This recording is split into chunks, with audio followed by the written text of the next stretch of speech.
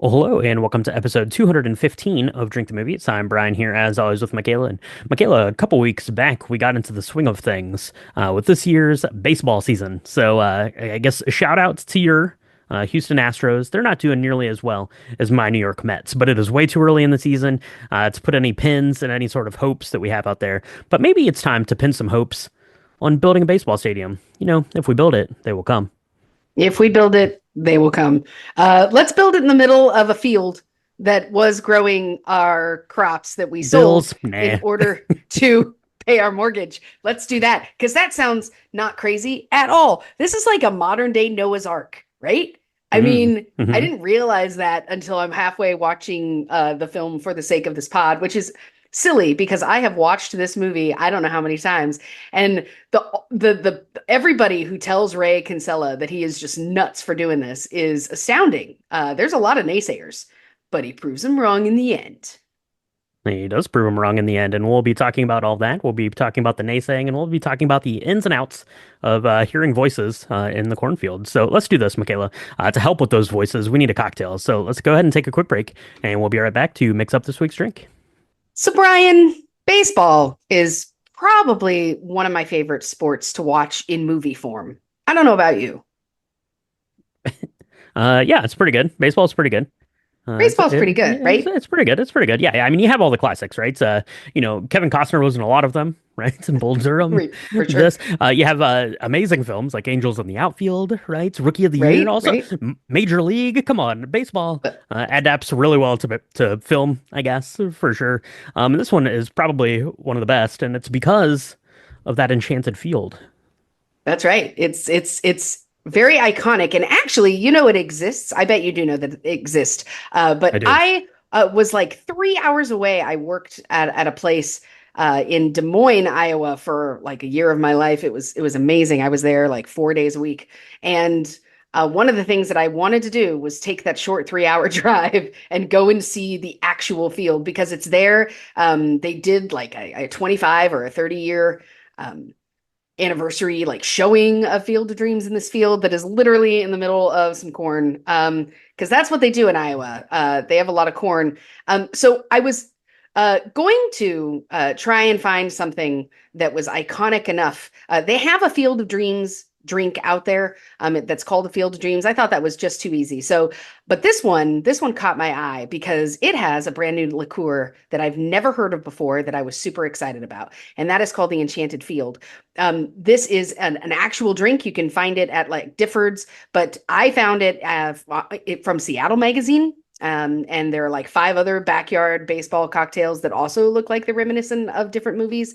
So you should go check those out because they look pretty cool. But this drink, this looked delicious. It looked very fresh, and it was pretty interesting to put together. Yeah, absolutely. I didn't even shout out A League of Their Own. That's a baseball film that we've covered. What's wrong with me? Anyways, let's Yeah, let's yeah. let's go ahead and make the Enchanted Field. This one is pretty easy to put together, save for this one ingredient, and that's something you're probably going to have to seek out. You could use a couple of, substitutions for this, but I have a hunch that this liqueur is going to get more and more popular. We'll talk about that here in a second. So, into a shaker tin goes 1.5 ounces of rye whiskey. 1 ounce of Strega, which is an Italian liqueur. More on that here in a second. A half ounce of orange juice and a quarter ounce of simple syrup. Go ahead and shake that with some ice. You can strain it. I did mine into a coupe glass, and then you can garnish it with a little bit of lemon peel there. Sip and enjoy. Initial thoughts on this, Michaela? Is this tasted very like fancy? It had some herbal notes from the Strega there, but ultimately it's kind of an orangey, rye whiskey. Kind of that spiciness from the rye whiskey. This was really nice. This felt to me, I say this a lot of times when we do things that feel higher end. Like this felt like something I would go to like a fancier cocktail bar or restaurant and order one of these. That's kind of the vibe I got from it.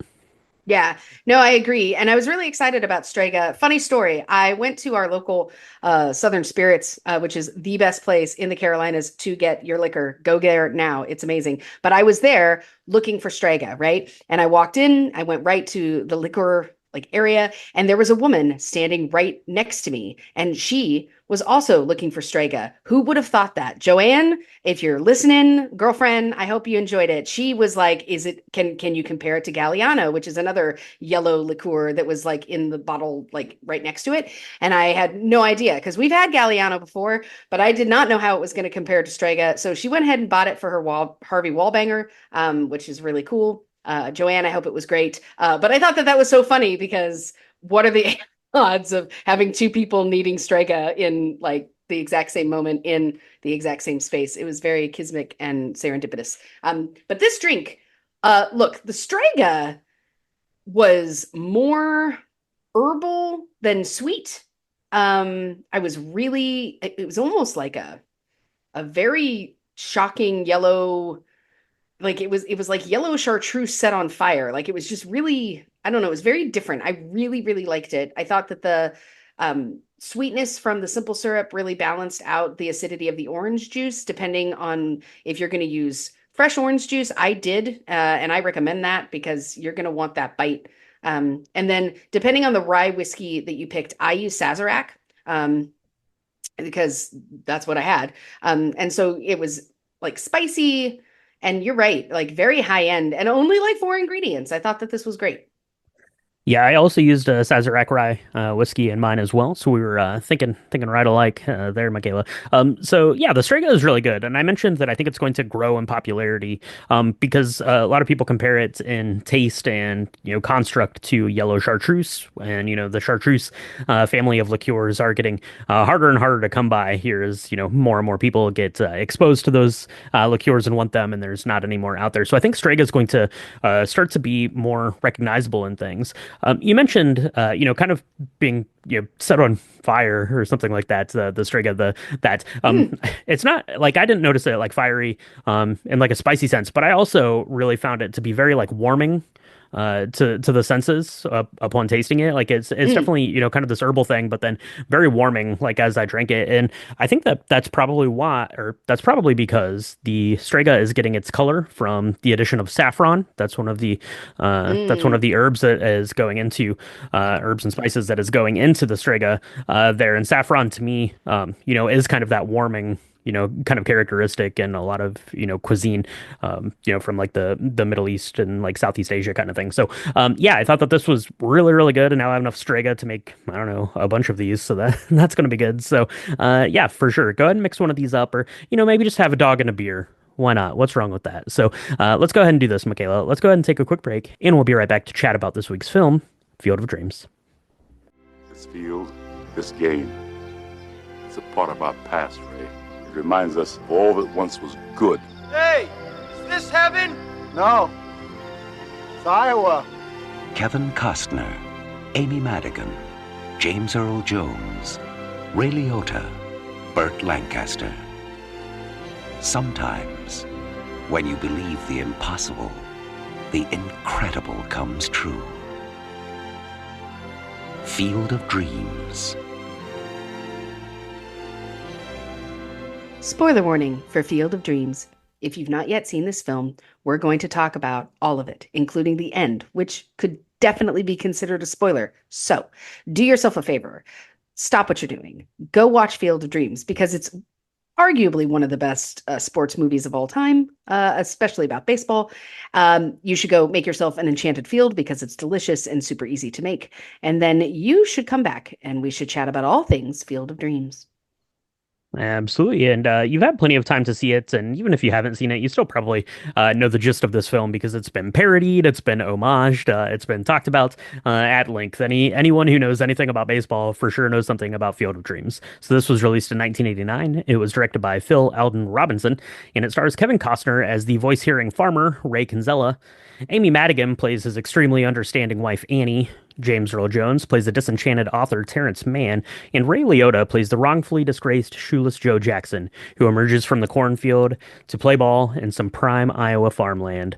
Mikhail, this was nominated for three Academy Awards. Original score for James Horner, of course, because that music punches you right in the heart, especially one particular scene we're going to talk about later in the film. It was also nominated for adapted screenplay for the short story, that talks about this farmer that's hearing voices and has to go on to create this baseball field. And it was also nominated for Best Picture of the Year. It was. And it's interesting because 1989, what won that year? Do you remember? Don't know. Oh, now I have to look it up. I'm looking it up Driving Miss now. Daisy Oh, was the rightful winner that year. Also had okay. nominations for Born on the Fourth of July, Dead Poet Society, another film that we've covered. My Left Foot, I don't know what that is, but Oh, that was the film that put Daniel Day-Lewis on the map because he was an artist who was I think he was completely paralyzed except for his left foot. And so that's what he could use to do art. I think. that I makes don't know. sense. That makes sense. We're gonna I digress. I digress. But yes, Field of Dreams, look, listen, people of all. This was after Bull Durham, but it was Hmm. before For the Love of the Game. So this is right in the sweet spot for Kevin Costner, right? He hadn't done um Dances with Wolves yet. So this was right like he hadn't done Robin Hood Prince of Thieves yet. He hadn't done Waterworld yet. He hadn't done JFK, a bodyguard. He hadn't done anything that we think of him now as Kevin Costner, right? So this was like his big one. Bull Durham was a pretty good, was a well-achieving film, I guess, but I don't Mm, think the general public knew of Bull Durham. I think it was really Field of Dreams that propelled Kevin Costner into kind of the behemoth that he was, especially throughout like the early 90s. yeah, no, for sure. And the story, I love how it kind of opens up as if he's kind of just telling the story of his father's life and his life and when he was born. And there are these pictures. This was 1989, so it wasn't there was no CGI and stuff, but they did a really good job of like showing pictures of his dad and pictures of him growing up, pictures of him, as a crazy teenager and like a college student who majored in the 60s, basically, and like all the things that we think about of people that are now, adults doing adulting in the 80s, right? They would have definitely been around in the late 60s doing all those things. I love how they probably took real pictures of Amy Madigan. I would love to know if that was really her uh, photo from graduation because it looks Yeah. amazing, like, right? But it basically tells the story of how Kevin Costner plays Ray Kinsella. His father is John Kinsella. They did not get along. His dad was much older when he had him. His mom had died when he was three. But the one thing they could talk about was baseball. But then they also fought about baseball because growing up that was just sort of the medium for which that they could argue out all of their things. So when his father dies, Ray, kind of marries marries Annie, and they buy a farm, which makes no sense. But it sounds really good at the time while you're watching it, though. You're like, this okay. Well, that makes sense. My favorite line from the whole film comes in this opening kind of monologue that Kevin Costner is getting as we're looking through like photographs of his old life, right? And he talks about leaving and like running away from his dad to go to college, and how that turned out exactly how he had hoped it would turn out, I guess, or how exactly it should have turned out. But then he talks about meeting Annie, and he says that he met Annie, and they only had one thing in common, and it was that she was from Iowa and that he had heard of Iowa. So I thought that was pretty good. And yeah, of course, that seemed like the family thing. If you're from Iowa, you want to go home and grow some corn. So that's what you're doing. And then the film kind of picks up then in their life in Iowa, right? He is a struggling wannabe farmer, right? He's like a faux farmer. He doesn't really understand what he's doing, but he is doing his darned best. And pretty much straight away, we get into the crux of the film, and that he is basically chasing ghosts, I guess, ghosts of his past, ghosts of baseball's past, and all of those things. So I thought we could break it down kind of into four parts here, Michaela, because there are basically like four kind of like calls to adventure that Ray is getting in this film. And the first one is the building of the baseball field. So when we see him kind of in that opening little section there, and he's out in the woods, you got Annie, and you've got the daughter there, Karen, on the porch, and of course. Ray is hearing this, right? What does it say? It's like build it and he will come, I think is the first voice Yeah. there. And If you of build it, course, he will come. that sounded even creepier than it did in the film, for sure. But yeah, of course you think you're hearing things, but then you see like a vision of a baseball field in your very prime corn planting land there, and that sets us off on our first thing. So let's talk about the building of this baseball field here in this first section of the movie, Michaela. I love it because when he talks to his wife about it, she doesn't think that he's nuts at all, really. She takes it so well. I mean, I love Amy Madigan. She's not in enough stuff, in my opinion. I think she's amazing. I really love the way that Annie and Ray kind of cling to each other throughout this entire thing. They don't turn on each other at all, even when it's very frustrating for both of them. But when he says, "Hey, I want to do this," they have no idea how the construction of this should even go, right? So we see the scene where everybody in town is literally parked on the side of the road watching him, dig under his crop, I think is what they're calling it, where he cuts down all the corn and then he buys or he pays for people to come and erect lights and create the baseball field. And by the way, this is the most beautiful baseball field ever. My kid's been playing baseball for, gosh, it seems like a billion years, and no field has ever looked as good as this field does. It's so nice and pristine and green and lush. That's And because our soil is terrible. That's why we don't grow corn in the Carolinas. That's a good point. That's a good point, Brian. But anyway, this part is really great because it seems like again, like all these people, these townsfolks are now saying, well, he's hearing voices out in his field and it's telling him to like get rid of all the stuff that makes him any money at all. And there's no plans. He's just building a baseball field, right? He's not conscripting any players to play on it. He's not like, hey, can I show movies on? Like he just has this vision and it takes months. And I think that's something that you don't really see maybe the first time. It didn't hit me how long this process was and how much of a leap of faith it was for his wife, because it was not, it was clearly something that took a lot of time. It took all of their savings and they have very little, i.e. zero wiggle room in their farming budget. Yeah.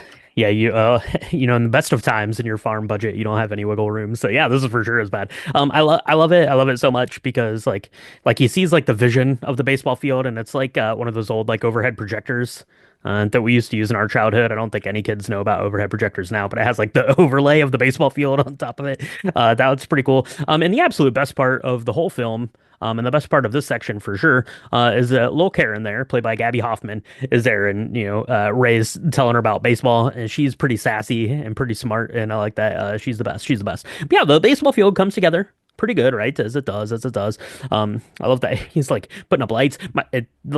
The best scene for me in the whole movie is he goes into town and he's like buying stuff and he like asks like his old like farmer mentor or whoever that guy is. He's like, "Hey, do you ever hear voices out there?" And everyone's like, "What are you even talking about?" Yeah, nut job. So that's pretty fun. Yeah, so he gets the baseball field built, right? And then lo and behold, Shoeless Joe Jackson emerges from the cornfield, right? And that's pretty good. They do a little bit of pitching, a little bit of hitting, right? Shagging down some fly balls. That's pretty good. So he does that, and Shoeless Joe Jackson's like, "Hey, I have some friends. They would also like to come play here. Is that okay with you?" And Kevin Costner's like, "Well, you're a ghost. I guess you can do whatever you want. I build this. I put my family is destitute now, so you might as well bring some friends over to enjoy this baseball field." So, absolutely. So, that's pretty good. And then we fast forward to kind of the next, I guess, call that Ray's going to have, and it involves the author, Terrence Mann. It sure does. I kind of like the way this happens, and this was up for adapted screenplay, so I'm interested in seeing. I would love to see like the original book, and I didn't realize that it was adapted from a book.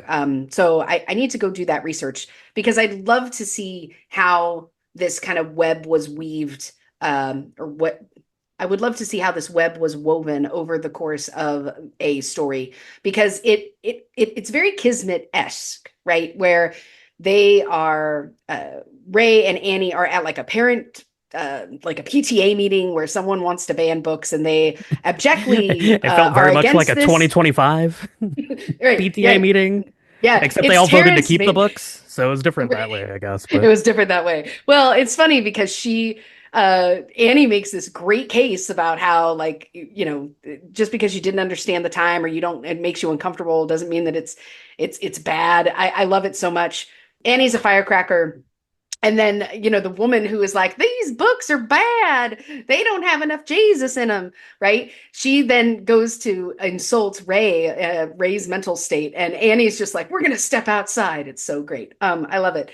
She is so fiercely just, even though she's also, her own brother is looking at her like she's like an idiot for listening to this crazy person. But they're talking about a book that Terrence Mann wrote. And they bring it up a couple of times. And Ray gets this idea that he is supposed to go find Terrence Mann wherever he is and take him to a baseball game. He had a dream about it. He just thinks that's what's supposed to happen. And it's funny because at first Annie is like, dude, we don't have the money for you to do that. Like, we don't have money for you to go to a hotel. How are you going to afford gas? I don't know. But when he mentions that he had a dream about it, Annie's like, I had the same dream. And it's done. It's like, I'll help you pack. No problem. I love that scene. It's probably one of my favorite in this whole film because she's really trying to hang on and be understanding. But at the end of the day, they both like trust each other. And the way it's so seamlessly done in that scene on the stairs is really cool. So off Ray goes in his little VW bus or van that looks amazing. And I want one so bad. it looks pretty good. Looks pretty good. It would have taken a lot of gas to get there. I just pulled it up on Google Maps. It is about a 20-hour drive from Des Moines, Iowa to Boston, Massachusetts, and that is the way we are going. That's where we're going to meet up with Terrence Mann. I like Ray gets to Boston and he has like no idea where he's going. It makes it look very easy. Like he has three people, and they're like, "Oh yeah, Terrence Mann just lives right over there." Like there aren't like millions of people that live in Boston. But anyway, so he gets to the apartment. That's pretty good. That's pretty good. It's the one without chickens in it, or something, right? Or without ducks in the window, or something. He Right. goes upstairs, and he pretends to like hold hostage Terrence Mann, which is hilarious. James Earl Jones is so funny in this section of the film because he's curmudgeonly and he totally calls Ray out on his nonsense like the whole time that he's there. He's like, "Go away. What is wrong with you?" He's like, "You are a nutcase." But eventually they kind of get around. He's like, "If I go see this baseball game with you, will you leave me alone?" Right? Is basically the gist of what it comes down to. And then they finally start a little bit of rapport between them, chatting about it and chatting about baseball and, why that was important to Terrence Mann and all of that stuff. And that's pretty good. That's where you get the iconic line, right? To beer and a dog. That's pretty good. That's pretty good. And, during the game, something flashes up on the Jumbotron. And, of course, Ray sees it because Ray's been hearing voices now through the first half of the film. But Terrence Mann is also kind of stricken aback by this and immediately, pulls the plug on this whole thing. He's like, let's get out of here. So when Ray calls him out on it, he says, "You saw it too." Of course they did, and they're off to their next thing. Were there any other sections here about the Terrence Mann Boston adventure before we move on to our next section? Yeah, one thing I really love. So James Earl Jones, I don't think got enough credit in this film, right? He is a character that was he's brilliant. I love it where he's like shocked. He's like, "You're from the 60s. Be gone, demon. Be gone." Like he's just like, He like "Get fumigates dude." him with like an old timey like little like fly Right. like fumigator thing. He's Yeah. like, "I'm old. I don't care. Stop asking me why I need to go pick on something else. I did my thing." And I didn't pick up on that piece as much ever before watching this again. And I really love that where and then he takes umbrage talking to Ray about his relationship with his father and baseball and why does this even matter? Because Ray mentions that he, read a book that Terrence Mann wrote, and then he wouldn't play baseball with his dad anymore. And he's like, "See, this is why I don't. Everybody needs to pin this on me. It's not my fault. You didn't play baseball with your father. Like, leave me alone. Like, these were your choices." And it really humanized him in a very different way. That he's curmudgeony and old, but he also has a lot of feelings himself. And it isn't even until we get to the next part where we are on the move trying to find this Moonlight Graham, right? There was a name that was shown up on the board, and apparently he got to play one game, but he never even got to bat, and we don't really know anything more than that. So they have to go find him, and it's not until James Earl Jones is like, "Well, I need to call my son because they think that I've disappeared because I just left my life in Boston. I didn't tell anybody I was going anywhere." And this was 1989. They did not have like, "Where are you 360?" Right? So like he's like, "I need to call my dad or my son, let him know I'm alive." And Ray decides to go for a walk that we actually get somewhere else in the search for Archie Moonlight Graham. That's right. Yeah, he goes out and he sees Dr. Archibald Moonlight Graham walking down the street, right? They've got the city. I really like they go to the local like newspaper. And of course, like the lady working at the newspaper is super helpful and awesome. She knows who Terrence Mann is, which is pretty great. And they find out, that Dr. Graham has passed away, right? He's Yep.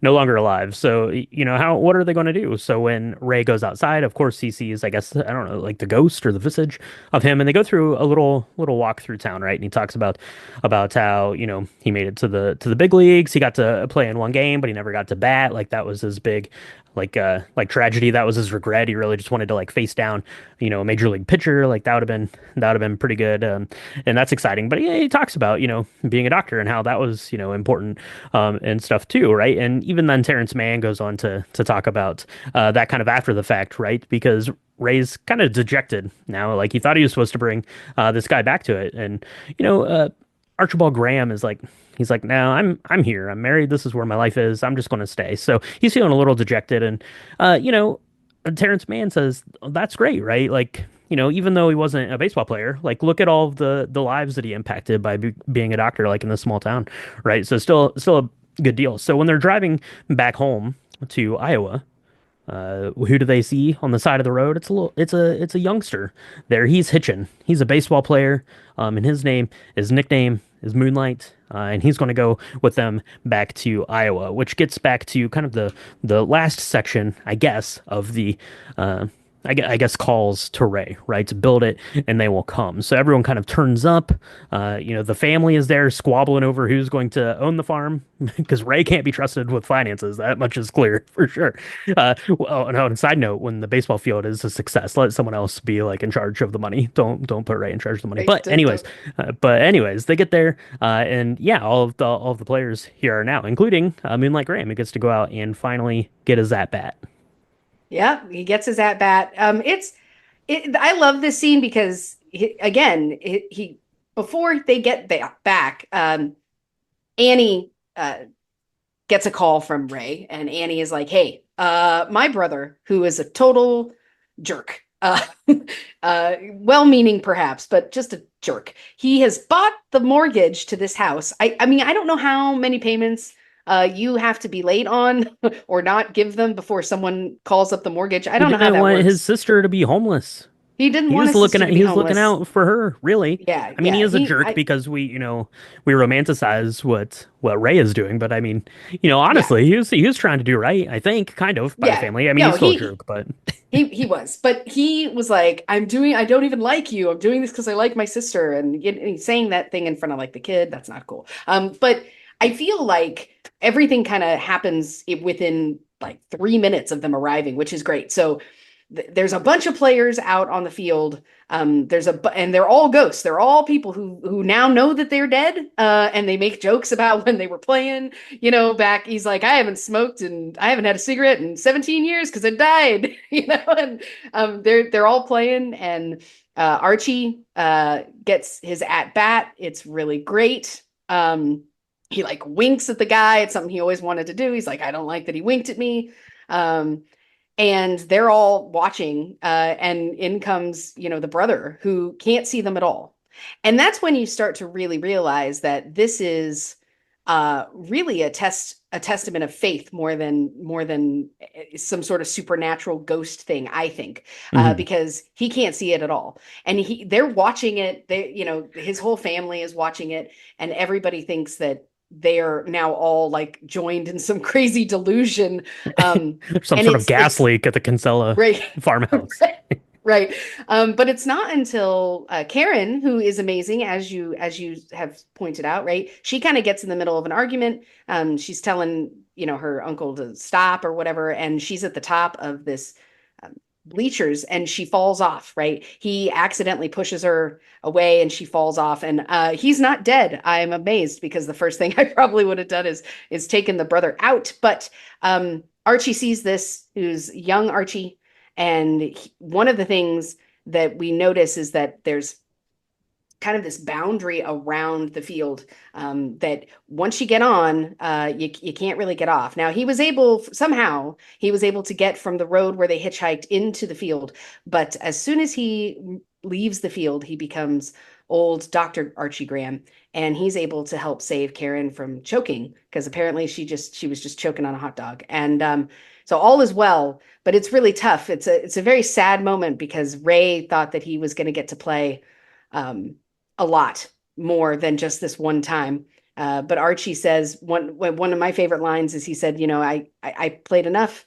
It would have been a real tragedy if I did not become a doctor. Like, that was really my destiny. And so, old Moonlight Archie, Dr. Graham, ends up going back into the field, and all the kids, all the players are telling him he did good, even though he was a rookie. And it's a really kind of bittersweet moment for sure. That's right. Yeah, that is one of the three, I guess, kind of emotional gut punches that you get at this moment, right? That's the first one. And then the ball players there, they invite Terrence Mann to go off with them.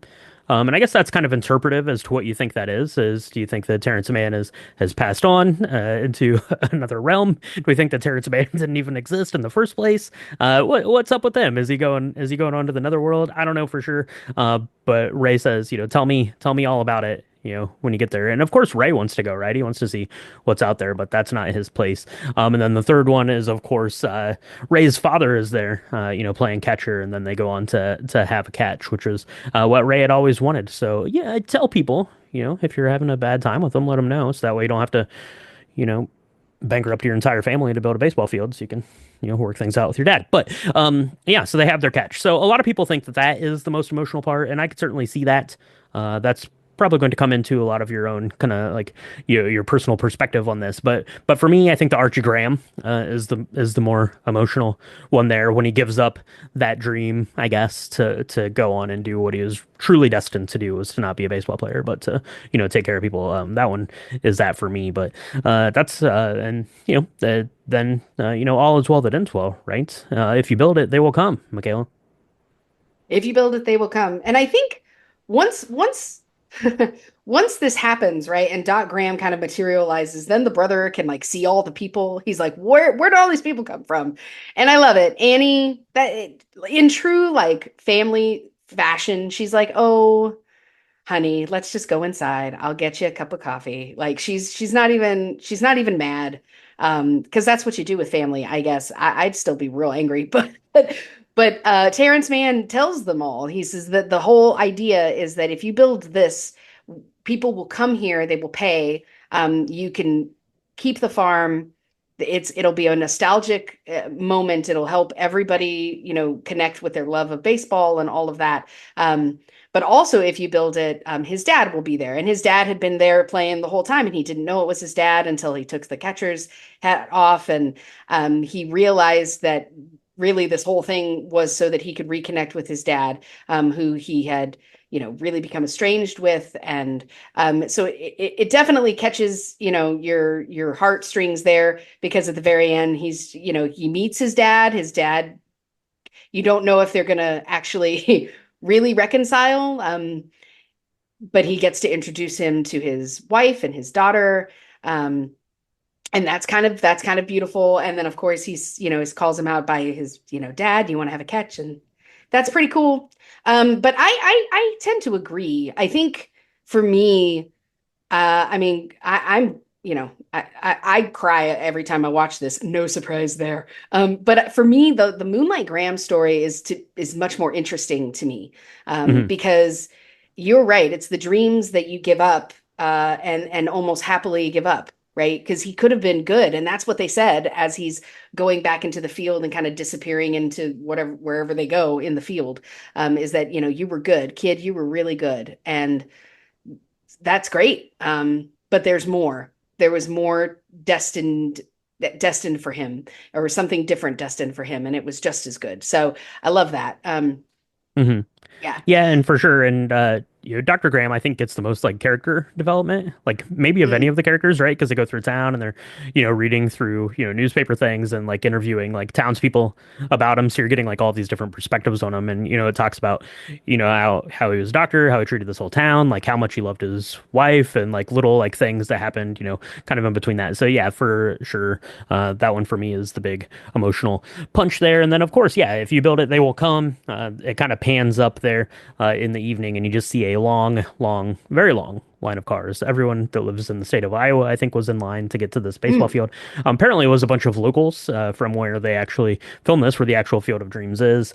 I guess it was like a community event that they all got on and sat in traffic so they could get the shot there of all the headlights coming into the stadium, and that is pretty cool. That is a great way to end it. It leaves you satisfied, satiated with the story about baseball, but wanting to know more. And what is more for Field of Dreams, Michaela? Of course, as you mentioned, they've done some baseball things to it, right? There is still the baseball field. I guess the original owner of this place, basically planted his corn again because baseball fields don't make any money, as we learned through most of the film, but turns out baseball fields can make money. They played a couple of major league baseball games.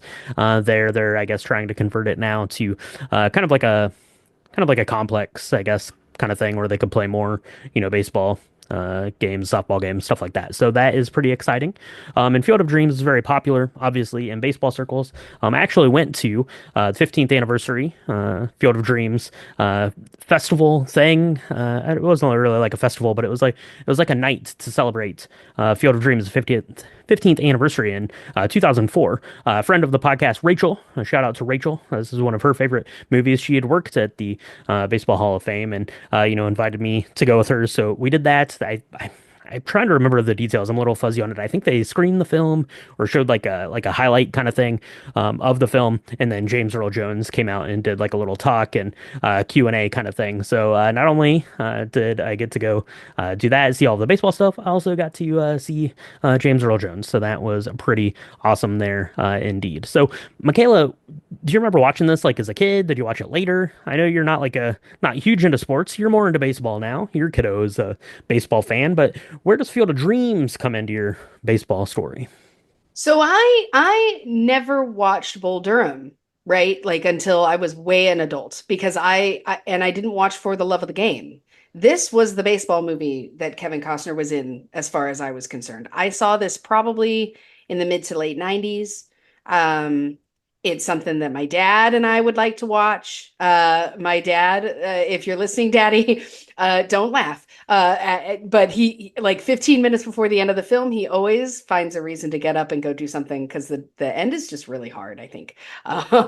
So he always ends up, yeah, having to go do the dishes or something, and leaves me to blubber on my own watching this.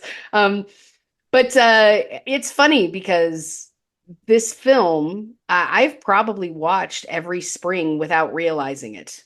Uh, almost every spring. And it's funny because back when I had regular television, it would show up around baseball season, around opening, and we had talked about doing this for opening, for the season opener this year, and that just didn't happen. But yeah, I've watched this quite a bit. It definitely is the quintessential baseball film for me.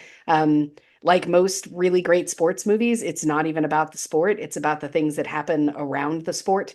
Um, and it's classic Kevin Costner, right? What we consider now to be classic Kevin Costner, right? He's this like soft-hearted, tough guy, kind of faithful. Like he's very manly, he's very masculine, but he's also incredibly sensitive, and we love that. And I think that's probably one of the reasons why it stands the test of time so well. Hmm. Yeah, absolutely. There's a special place for the film Field of Dreams, I guess, in terms of American cinema. Obviously, you think of, the American aspect of all of it, right? Baseball and apple pie, and this certainly kind of, plays on that, and then also the whimsicalness of this, kind of ghost story fairy tale thing.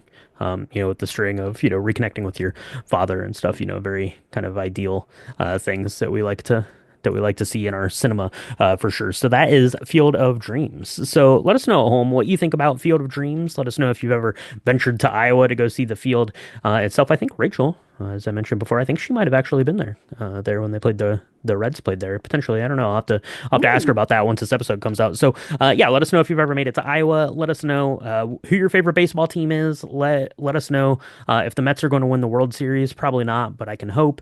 And let us know what you thought about Field of Dreams. Let us know if you make an enchanted field while you're watching it and send us pictures. You can do all that stuff on our social medias. It's Instagram, Threads, and Blue Sky. We're at Drink the Movies, and on Facebook.com/Drink the Movies. If you want to see episode recaps, pictures of our cocktails, links to the merchandise shops, to Patreon, to Drink the Video Games, all that stuff can be found on our website, which is www.drinkthemovies.com. And we have a whole summer lined up, Michaela. We've got like 1,000 new releases to see this summer. We've got some movies coming up that are like 100 years old. Of course, we've got May the 4th stuff coming for Star Wars. We've got a lot of really fun stuff coming, as long as some old classics as well. So everyone's going to want to make sure that they're subscribed to the podcast. Where can they do that? You can find us on Apple Podcasts, Spotify, uh, Good Pods, anywhere where Spotify podcasts are supported and distributed. We do 2 drops a week. We have our lobby bar, which talks about all the new stuff coming to all the things. And then we do our deep dives like the one you were listening to just now. If you're liking what you're hearing, hit the subscribe button. If you're really liking what you're hearing, you can share us on all the social medias. You can leave us 5-star reviews. We also love comments around what we've not done, like movie recommendations the ones that you want to see, drinks that you want to see, spirits that you want us to try, anything like that. If you're loving video games, we have Drink the Video Games, which is really epically cool. Even if you're not a huge fan of video games, it's really neat, and we always have a cocktail with that as well. So check that out for sure. Absolutely. So that's going to wrap it up here for episode 215, Field of Dreams. Thank you so much for joining us, and we'll talk to you next time on Drink Drink the the movies. Movies. I'm going to beat you with a crowbar until you leave. No, you're not. You're a pacifist. He's like, oh, you're right. I am.